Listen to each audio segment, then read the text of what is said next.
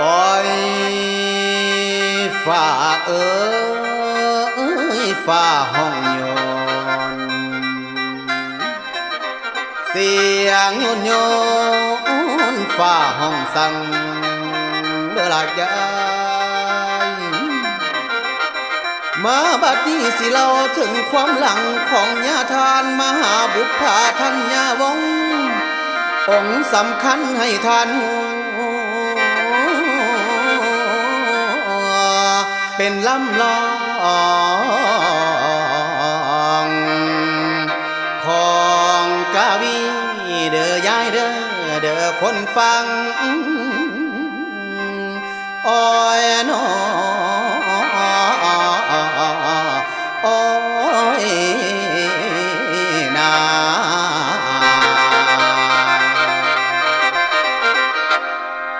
มาบัดนี้สีวะประวัติบอกแจงแดนแห่งปิดตุภูมินี้แล้ว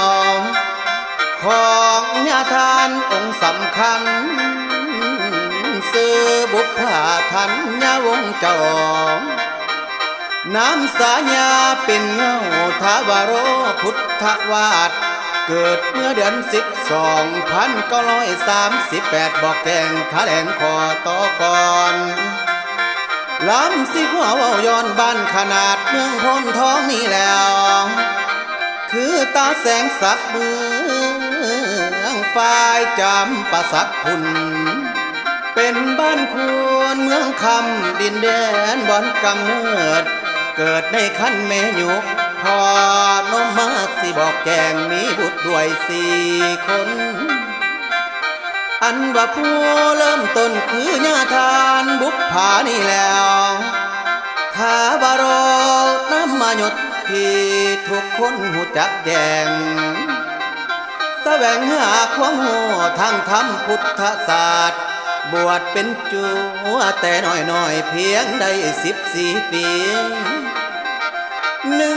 1954 ปีเริ่มตั้งเฮียนฝ่ายปริยัตินี่แล้วคือห้องเฮียนปาลีอยู่ปากเสข้าวนั้นจบนักธรรมเสียงใดคือธรรมตรีโทเอกมหาสามบอกแจงเฮียนหูดอกฝ่ายธรรมจบประโยคขาดลวงไปเฮียนต่อที่เวียงจันทน์นั่นแล้วการศึกษาบอกเคยหยุดผ่านกระแสพระธรรมเจ้าขอถวายสีวา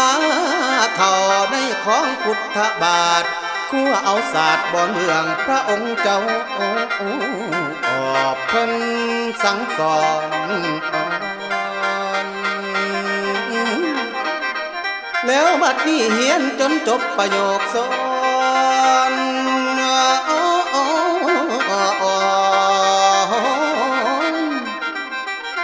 มาบัดนี้เฮียนจนจบประโยคสอน7-8 ผลสำเร็จนี่แล้วสุดท้ายคว้าเอาประกาศนียบัตรประโยคเก้ามามือฝ่ายปาลีสูงสันนั่นคือความหมายมั่นของอาจารย์ญาทานใหญ่บุพภาทัญญาวงศ์บอกไว้เดินหน้าฝ่ายพระธรรมสถาบันอีกซ้ำเติมต่ออีก2 ปีนั่นแล้วที่นครเวียงจันทน์ผ่านไปจนหมดเกลี้ยงยังเหลือเพียงความหูแดนไกลต่างประเทศคือเขตดินต่างดาวมโนแมงแม่นบอนหมายมาบัดนี้ในวาระสุดท้ายก็ไปต่อที่อินเดียนั่นแล้วพุทธภูมิดินแดนแห่งพระโคดมเจ้าเฮียนเอาภูมิปัญญาเข้าในของศาสตร์ต่างๆจนสำเร็จทุกอย่างวิชาการหอบหูพุทโธเจ้าเพิ่นสั่งสอน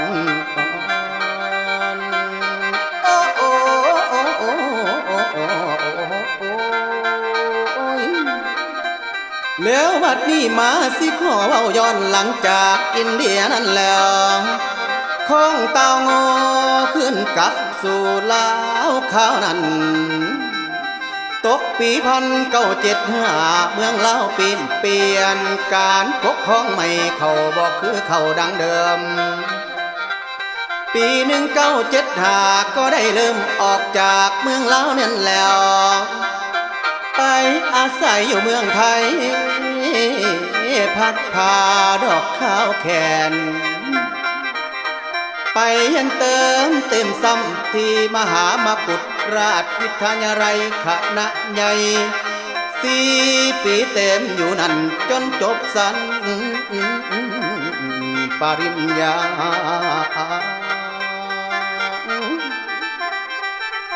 มาบัดนี้จุดประสงค์แก้วกาอยากเข้าสู่อเมริกานั่นแล้วตัดปัญหาบอกกลับลาดังขาดเนเนไว้ตกปี1982ก็เลยเตรียมตัวย้ายเข้าอเมริกาดังว่าตกอยู่รัฐสัญญาคาลิฟอร์เนียบ่อนแห่งประสงค์ตาแม่นแห่งใจมาบัดนี้แสนดีเอโกบอกให้เมืองบอนข้าได้หมายนั่นแล้วอยากมีวัดเป็นสมบัติของลาวอยู่แสนดีเอโกพุ่นจึงได้เชิญสวนทานสาธุชนน้อยใหญ่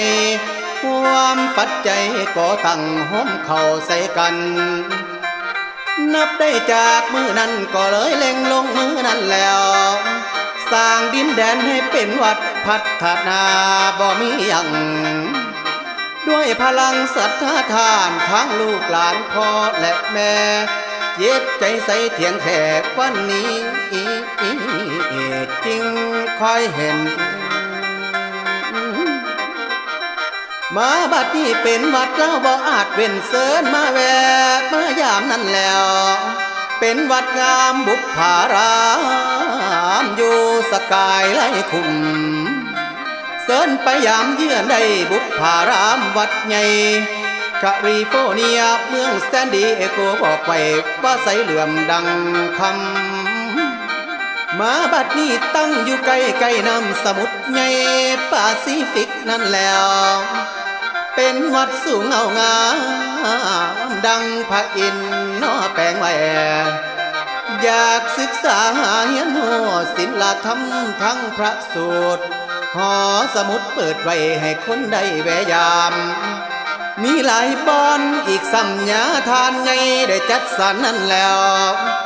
เพื่อเกี่ยมการในฝูงชนพัฒนาเฮียนหัวตามสัพพัญญูเจ้าเทศนาสอนสั่งจัดนั่งบำเพ็ญสมาธิก็ได้อาจารย์ให้ส่องทางเอาศีลธรรมสวยล้างโตกิเลสตัณหานั่นแล้วสินำพาสาวพุทธล่องลอยขึ้นเมืองฝ่าเป็นนาวาสะพานแก้วนำพาให้มงฟังศรัทธาธรรมญาติพี่น้องฟังแล้วเอาให้เจอเอา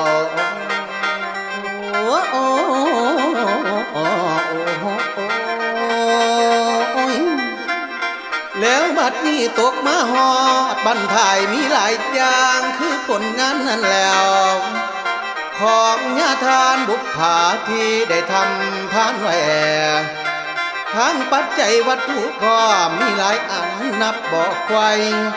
ทั้งพัทธสิมาประตูโค้งหอแจกพร้อมหลายล้นนับบ่ไหวมีหลายอันสร้างไว้ใต้วัดใหม่บุพภารามนั่นแล้วทั้งห้องเรียนหลายหลังอยู่จำปาสักคุณจากปัจจัยศรัทธาทานหลายคนได้ห่มสวยอยู่ภายในและต่างประเทศพร้อมรวมสร้างใส่กันผลงานหลายส่วนนั่นคือเจตนาจริงนั่นแล้วลิงตางอขึ้นกับทินเดิมเนื้อดาคอบ้านเกิดเฮาทางใต้ดินแดนบ้านขนาดเมืองพ้นท้องบ่อนยังหวังมีอันกระดูกดอ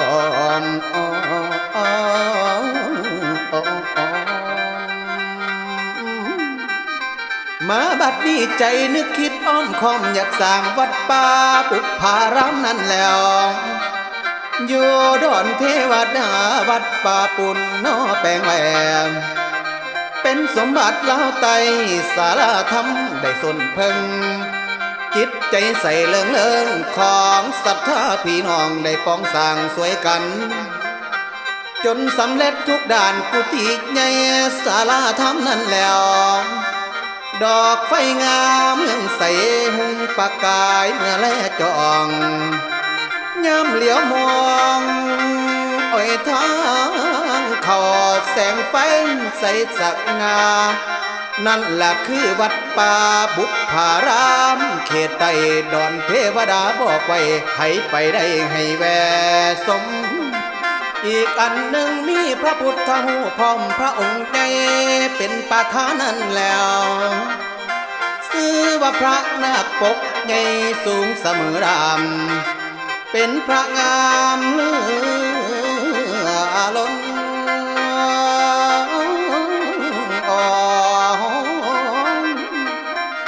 มาบัดนี้เป็นพระงามเหลือล้นคนไปมาได้แวะกราบเพื่อขอพรสิ่งเลิศล้ำได้สมแห่งปรารถนาขอเอาเส้นลุงและป่าศรัทธาได้แวะใส่สมนั่นแล้ววัดป่าบุพารามสักงามเหลือล้นให้ผู้สนใจสร้างโมทนาอยากท่านเติมบุญกุศลยิ่งสิเพิ่มสู้ขึ้นยิ่งจากเลิศ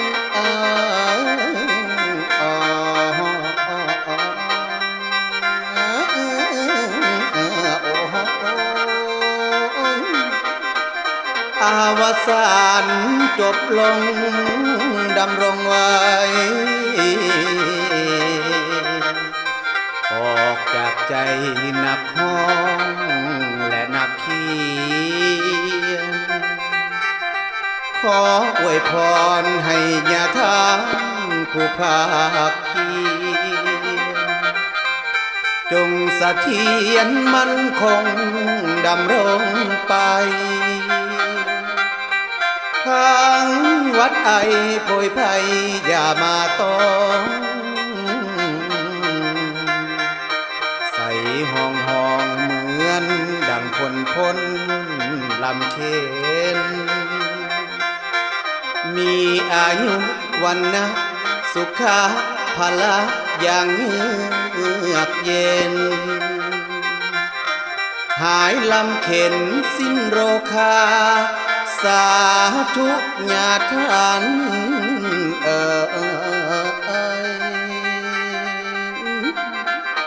มาบัดนี้ขอลาลงเพียงนี้สบายดีเด้อทุกท่านด้วยกุศลผลทานขอให้น้ำสวยอยู่สู้คำให้แก่นแข็งความประสงค์มาดแม่งสัพปะสิ่งเนื้อสันใดนั่นแล้วขอให้ไหลเทมาดดังกระแสนอสายน้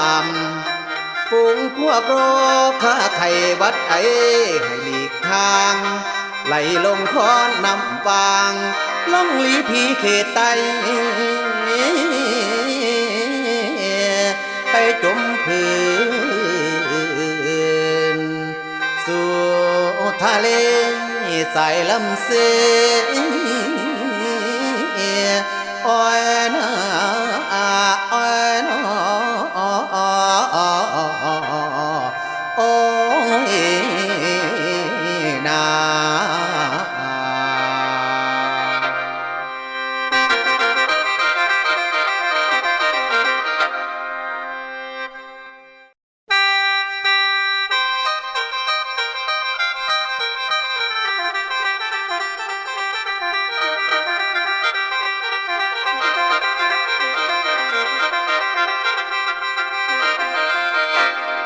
โอ้ยฝ่าเอ้ยฝ่าห้องโยนเสียงโยนโยนฝ่าห้องสั่งเดือดยาย มาบัดนี้สิเล่าถึงความหลังของญาทานมหาบุพาทัญญาวงศ์องค์สำคัญให้ทานเป็นลำลองของกาวีเด้อยายเด้อคนฟังอ้อยน้อโอ้ยนา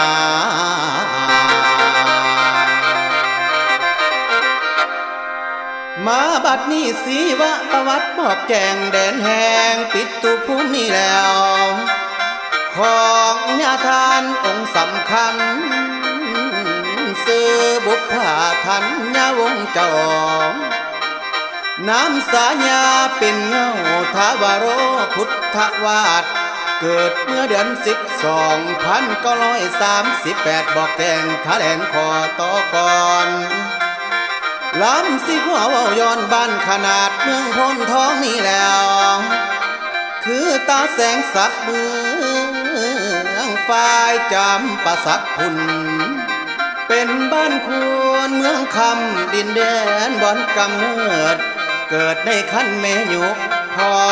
นมมาสิบอกแกงมีบุตรด้วย4 คนอันว่าผู้เริ่มต้นคือญาทานบุพผานี่แล้วถ้าบารอ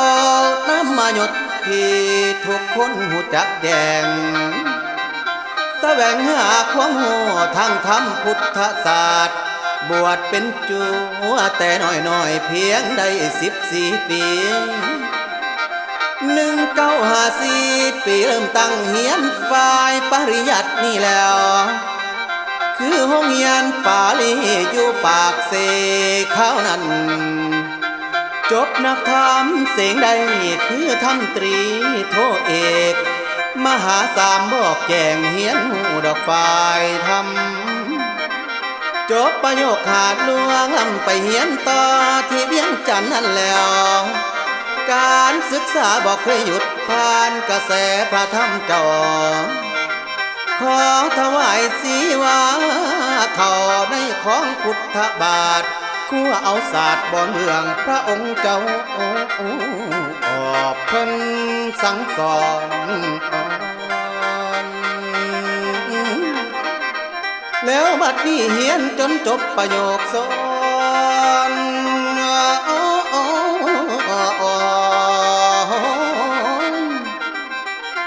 มาบัดนี้เฮียนจนจบประโยคสอน7-8 ผลสำเร็จนี่แล้วสุดท้ายคว้าเอาประกาศนียบัตรประโยคเก้ามามือฝ่ายปาลีสูงสันนั่นคือความหมายมั่นของอาจารย์ญาทานใหญ่บุพผาทัญญาวงศ์บอกไว้เดินหน้าฝ่ายพระธรรมสถาบันอีกซ้ำเติมต่ออีก2 ปีนั่นแล้วที่นครเวียงจันทน์ผ่านไปจนหมดเกลี้ยง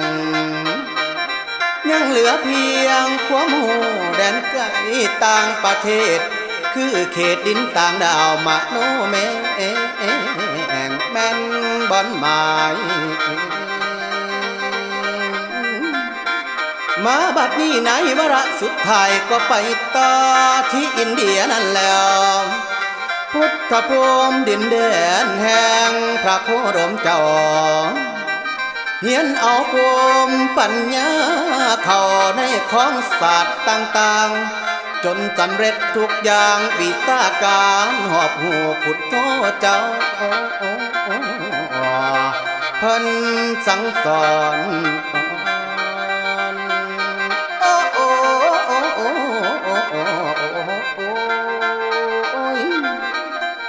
แล้วบัดนี้มาสิขอเว้าย้อนหลังจากอินเดียนั่นแล้วของเต่างอขึ้นกับสู่ลาวข้าวนั้นตกปี1975เมืองลาวเปลี่ยนการปกครองใหม่เขาบอกคือเขาดังเดิมปี1975ก็ได้เริ่มออกจากเมืองลาวนั่นแล้วไปอาศัยอยู่เมืองไทย พักพาดอกข้าวแขน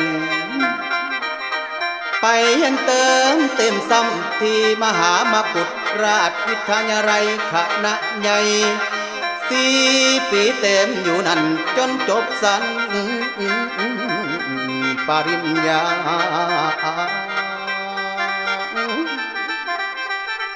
มาบัดนี้จุดประสงค์แก้วกาอยากเข้าสู่อเมริกานั่นแล้วตัดปัญหาบอกกลับลาดังขาดเนเนไว้ตกปี1982ก็เลยเตรียมตัวย้ายเข้าอเมริกาดังว่าตกอยู่รัฐสัญญา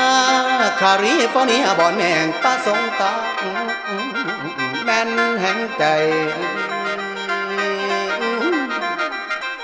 มาบัดนี้แสนดีเอโกบอกให้เมืองบอนคานี้หมายนั่นแล้วอยากมีวัดเป็นสมบัติของลาวอยู่แสนดีเอโกคุณจึงได้เชิญสวนทานสาธุชนน้อยใหญ่ความปัจจัยก็ตั้งห้อมเข่าใส่กันนับได้จากมือนั้นก็เลยเล็งลงมือนั้นแล้วสร้างดินแดนให้เป็นวัดพัฒนาบ่มีหยังด้วยพลังศรัทธาทานทั้งลูกหลานพ่อและแม่เย็ดใจใส่เถียงแขกวันนี้จริงคอยเห็นมาบัดนี้เป็นวัดแล้วบ่อาจเว้นเสินมาแวะมายามนั่นแล้วเป็นวัดงามบุพภารามอยู่สกายไล่คุมเสินไปยามเยือนได้บุพภารามวัดใหญ่แคลิฟอร์เนียเมืองแซนดิเอโกบอกไว้ว่าใสเหลื่อมดังคำมาบัดนี้ตั้งอยู่ใกล้ๆน้ำสมุทรใหญ่แปซิฟิกนั่นแล้วเป็นวัดสูงเอางามดังพระอินทร์นอแปลงแหวอยากศึกษาเรียนรู้ศิลธรรมทั้งพระสูตรหอสมุดเปิดไว้ให้คนได้แวะยามมีหลายบ่อนอีกสัมญาทานใหญ่ได้จัดสรรนั่นแล้วเพื่อเกี่ยมการในฝูงชนพัฒนาเฮียนหัวตามสัพพัญญูเจ้าเทศนาสอนสั่งจัดนั่งบำเพ็ญสมาธิก็ได้อาจารย์ให้ส่องทางเอาศีลธรรมสวยล้างโตกิเลสตัณหานั่นแล้วสินำพาสาวพุทธล่องลอยขึ้นเมืองฝ่าเป็นนาวาสะพานแก้วนำพาให้มงฟังศรัทธาธรรมญาติพี่น้องฟังแล้วเอาให้เจอเอา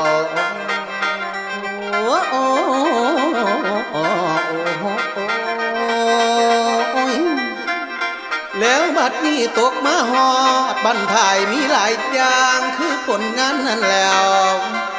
ของญาทานบุพภาที่ได้ทำทานไว้ทั้งปัจจัยวัตถุพร้อมมีหลายอันนับบอกไว้ทั้งพัทธสิมาประตูโค้งหอแจกพร้อมหลายล้นนับบ่ไหว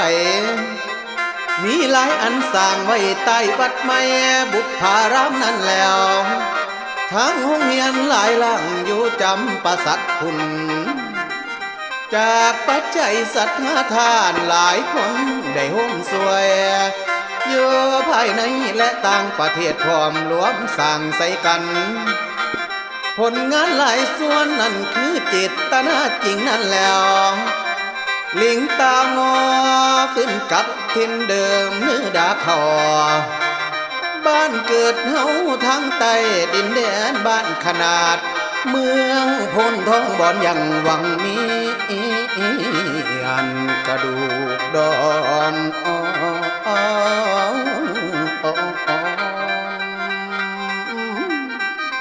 มาบัดนี้ใจนึกคิดอ้อมคอมอยากสร้างวัดป่าบุพภารามนั่นแล้ว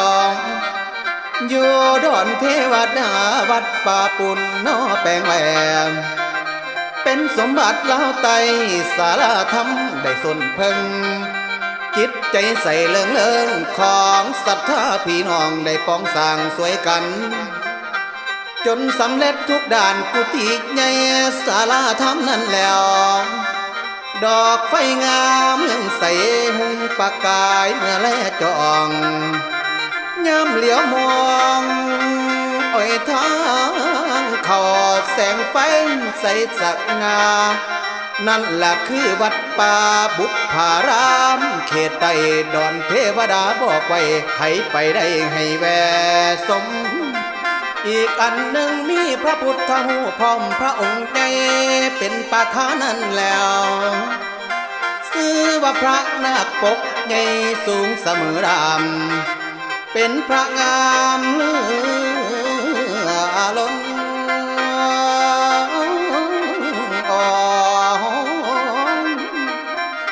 มาบัดนี้เป็นพระงามเหลือล้นคนไปมาได้แวะกราบ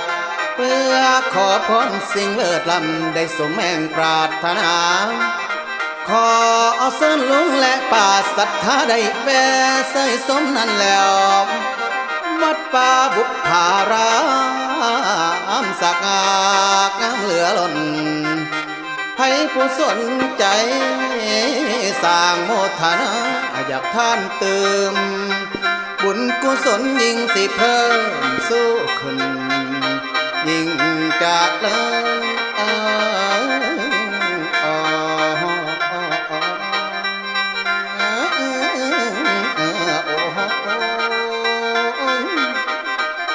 อาวสานจบลงดำรงไว้ออกจากใจนักห้องและนักเขียนขออวยพรให้ญาทานผู้ภาคเพียรจงเสถียรมั่นคงดำรงไปทางวัดไอโพยภัยอย่ามาต้องใส่ห้องเหมือนดังคนพ้นลำเค็นมีอายุวันนะสุขาภละอย่างเยือกเย็นหายลำเข็นสิ้นโรคาสาธุญาทาน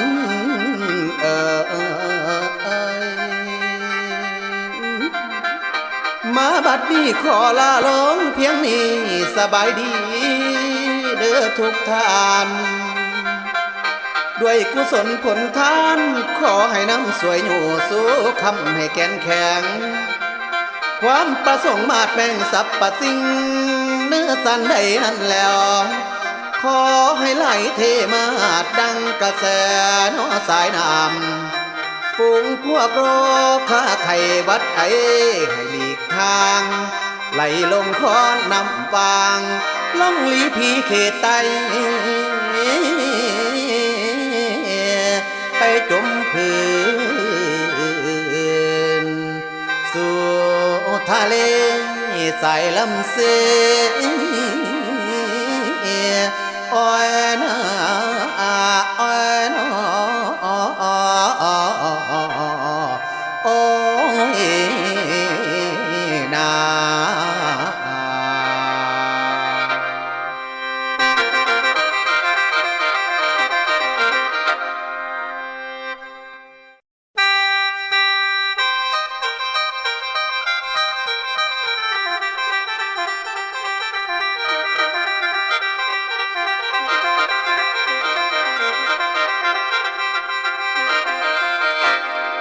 อ้อย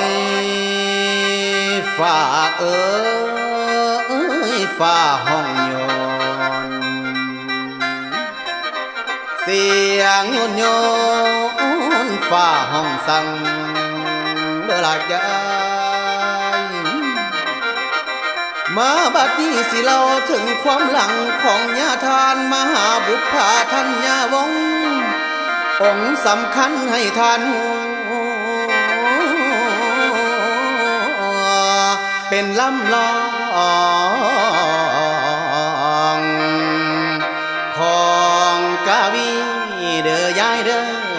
คนฟังอ้อยนอ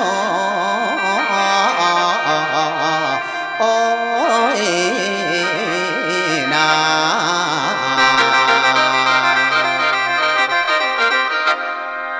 มาบัดนี้สีวะประวัติบอกแจงแดนแหงปิดตุภูมินี่แล้วของญาทานองค์สำคัญซื้อบุพผาทันญาวงจอมน้ำสาญาเป็นเงาทาวโรพุทธวาสเกิดเมื่อเดือน12,938บอกแกงแถลงคอต่อก่อนลำสิหัวเว้าย้อนบ้านขนาดเมืองพนท้องนี่แล้วคือตาแสงสักเมืองฝ่ายจำปะสักพุ่นเป็นบ้านควรเมืองคำดินแดนบ่อนกำเนิดเกิดในขั้นเมยุพอนมมาสิบอกแกงมีบุตรด้วย4 คนอันว่าผู้เริ่มต้นคือญาทานบุพผานี่แล้วทาวโรน้ำมาหยดที่ทุกคนหูจักแจงแสวงหาความหูทางธรรมพุทธศาสตร์บวชเป็นจูแต่น้อยๆเพียงได้14 ปี1954 ปีเริ่มตั้งเฮียนฝ่ายปริยัตินี่แล้ว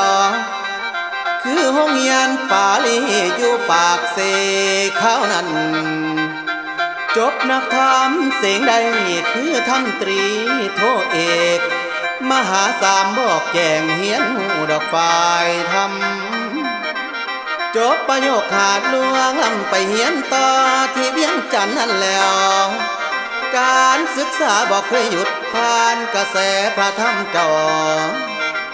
ขอถวายสีวา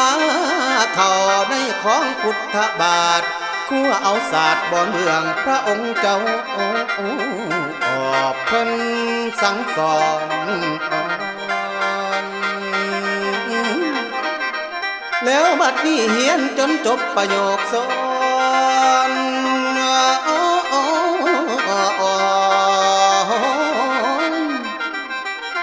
มาบัดนี้เฮียนจนจบประโยคสอน7-8 ผลสำเร็จนี่แล้ว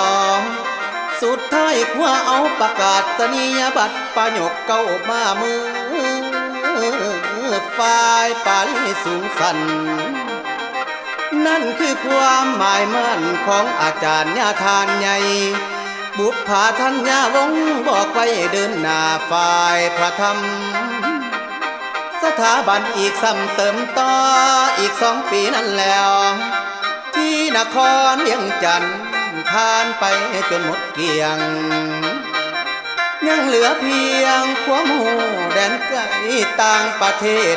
คือเขตดินต่างดาวมโนแม่แม่นบอนหมายมาบัดนี้ในวาระสุดท้ายก็ไปต่อที่อินเดียนั่นแล้วพุทธภูมิดินแดนแห่งพระโคดมเจ้าเฮียนเอาภูมิปัญญาเข้าในของศาสตร์ต่างๆจนสำเร็จทุกอย่างวิชาการหอบหูพุทโธเจ้าเพิ่นสั่งสอน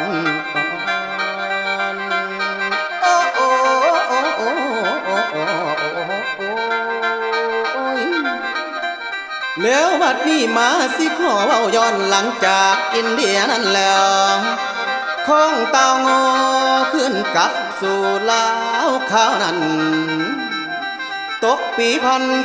1975เมืองลาวเปลี่ยนการปกครองใหม่เขาบอกคือเขาดังเดิมปี1975ก็ได้เริ่มออกจากเมืองลาวนั่นแล้วไปอาศัยอยู่เมืองไทยพัดพาดอกข้าวแขนไปยังเติมเต็มซ้ำที่มหามกุฏราชวิทยาลัยคณะใหญ่4 ปีเต็มอยู่นั่นจนจบสันปริญญา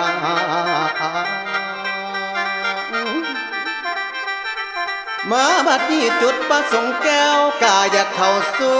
อเมริกานั่นแล้ว ตัดปัญหาบอกกลับลาดังขาดเนเนไว้ตกปี1982ก็เลยเตรียมตัวย้ายเข้าอเมริกาดังว่าตกอยู่รัฐสัญญาคาลิฟอร์เนียบ่อนแห่งประสงค์ตาแม่นแห่งใจมาบัดนี้แสนดีเอโกบอกให้เมืองบอนข้าได้หมายนั่นแล้ว อยากมีวัดเป็นสมบัติของลาวอยู่แสนดีเอโกคุณจึงได้เชิญสวนทานสาธุชนน้อยใหญ่ความปัจจัยก่อตั้งห้อมเข้าใส่กัน นับได้จากมือนั้นก็เลยเล็งลงมือนั้นแล้วสร้างดินแดนให้เป็นวัดพัฒนาบ่มีหยังด้วยพลังศรัทธาทานทั้งลูกหลานพ่อและแม่เย็ดใจใส่เถียงแขกวันนี้จริงคอยเห็นมาบัดนี้เป็นวัดแล้วบ่อาจเว้นเสินมาแวกมายามนั่นแล้วเป็นวัดงามบุพภารามอยู่สกายไล่คุมเสินไปยามเยือนได้บุพภารามวัดใหญ่แคลิฟอร์เนียเมืองแซนดิเอโกบอกไว้ว่าใสเหลื่อมดังคำมาบัดนี้ตั้งอยู่ใกล้ๆน้ำสมุทรใหญ่แปซิฟิกนั่นแล้วเป็นวัดสูงเอางามดังพระอินทร์น้อแปลงแหวอยากศึกษาหาเฮียนโหศิลธรรมทั้งพระสูตรหอสมุดเปิดไว้ให้คนได้แวะยามมีหลายบอนอีกสัมญาทานไงได้จัดสรรนั่นแล้วเพื่อเกี่ยมการในฝูงชนพัฒนาเฮียนโหตามสัพพัญญูเจ้าเทศนาสอนสั่งจัดนั่งบำเพ็ญสมาธิก็ได้อาจารย์ให้ส่องทางเอาศีลธรรมสวยล้างโตกิเลสตัณหานั่นแล้วสินำพาสาวพุทธล่องลอยขึ้นเมืองฝ่าเป็นนาวาสะพานแก้วนำพาให้มมฟังศรัทธาธรรมญาติพี่น้องฟังแล้วเอาให้เจอเอา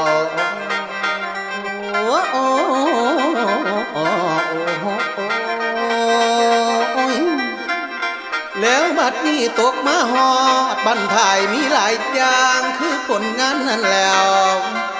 ของญาทานบุพภาที่ได้ทำทานไว้ทั้งปัจจัยวัตถุพร้อมมีหลายอันนับบอกไว้ทั้งพัทธสิมาประตูโค้งหอแจกพร้อมหลายล้นนับบ่ไหวมีหลายอันสร้างไว้ใต้วัดไม่บุพภารามนั่นแล้วทั้งห้องเรียนหลายหลังอยู่จำปาสักคุณ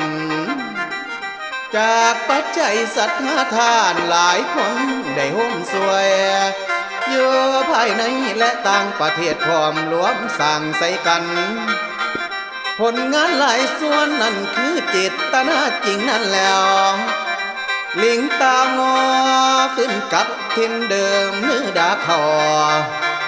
บ้านเกิดเฮาทางใต้ดินแดนบ้านขนาดเมืองพนทองบอนยังหวังมีอันกระดูกดอน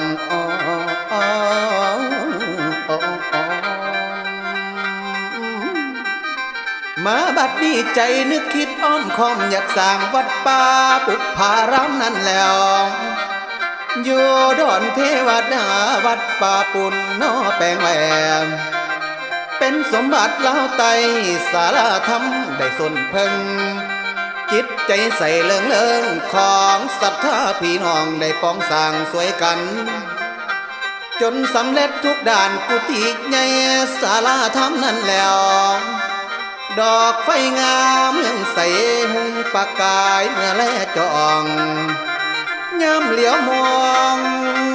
อ้อยทางเขาแสงไฟใสสักงา นั่นแหละคือวัดป่าบุพารามเขตใต้ดอนเทวดาบอกไว้ให้ไปได้ให้แวสมอีกอันหนึ่งมีพระพุทธหูปพร้อมพระองค์ใจเป็นประธานนั่นแล้วชื่อว่าพระนาคปกใหญ่สูงเสมอรามเป็นพระงามเลือล้น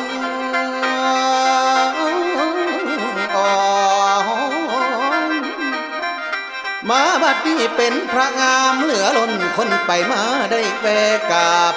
เพื่อขอพรสิ่งเลิศล้ำได้สมแห่งปรารถนาขอ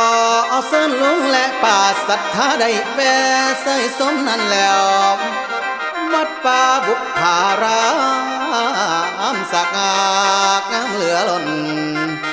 ให้ผู้สนใจสร้างโมทนาอยากท่านเติมบุญกุศลยิ่งสิเพิ่มสู้ขึ้นยิ่งจากเลิศ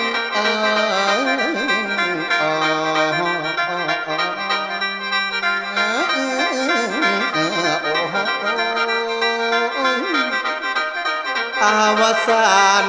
จบลงดำรงไว้ออกจากใจนักห้องและนักเขียนขออวยพรให้ญาทานผู้ภาคเพียรจงเสถียรมั่นคงดำรงไปทางวัดไอโพยภัยอย่ามาต้องใส่ห้องเหมือนดังคนพ้นลำเค็นมีอายุวันนะสุขะพละอย่างเยือกเย็นหายลำเข็นสิ้นโรคาสาธุญาทาน